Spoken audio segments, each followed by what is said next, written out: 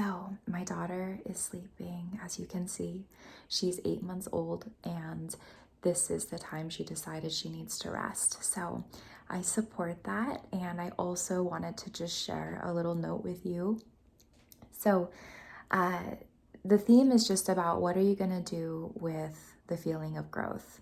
So, I want to start with a little story. I think a lot of people have heard of this. It's the story of the elephant and the tiny rope. So basically, from a young age, the elephant is taught that the tiny rope is unbreakable, that the elephant cannot get through it. So the elephant's leg is tied to something by this tiny rope.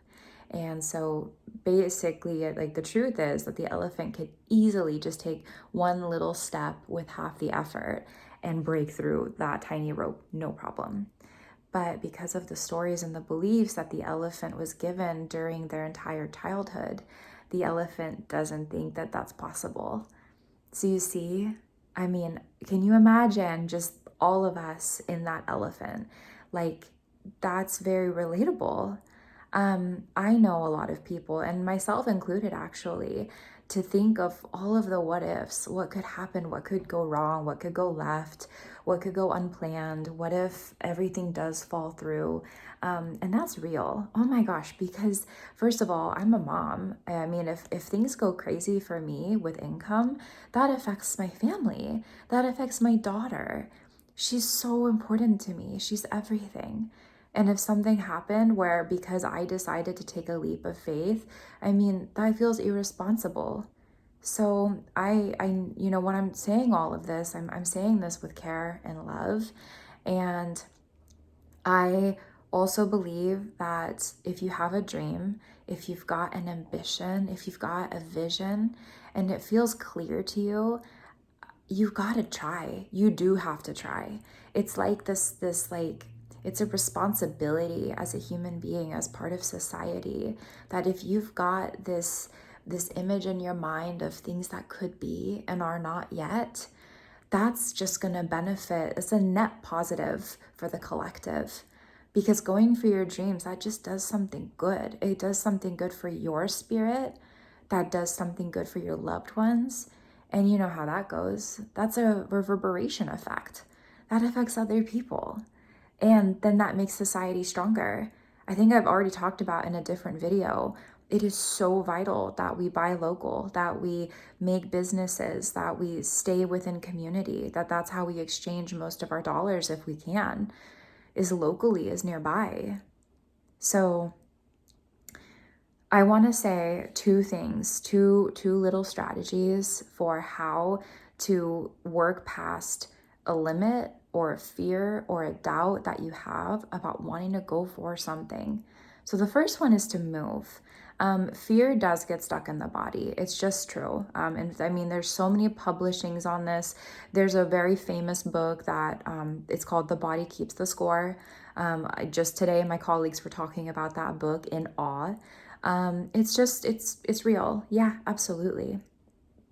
So I want to say that if you are wanting to have an easy way to break through doubt, to break through fear, just go outside if you can. Breathe fresh air, a couple breaths, take a couple minutes, stretch your body, walk, jump in place, do some squats. I do that all the time. I'll go out, I'll take some squats.